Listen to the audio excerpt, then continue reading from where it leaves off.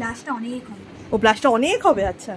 আর হিসেবে ও তারপর তোমার মনের মতন করে সাজিয়ে দাও। ও মা, সবই তো বলে, তাহলে আর মনটা থাকলো কোথায়?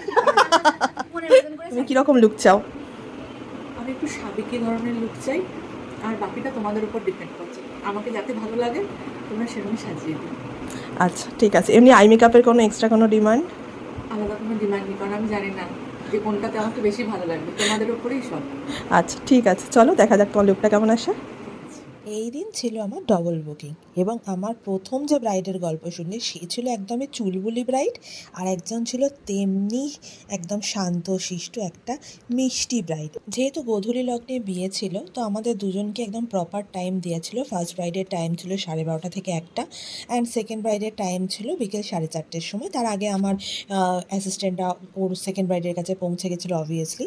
তো ফার্স্ট ব্রাইডটা মোটামুটি 10-15 মিনিটের ভেতরেই বসে গেছিলো আমি পৌঁছে যাবার। তো যাই হোক, দেখে না তোমাদের সাথে গল্প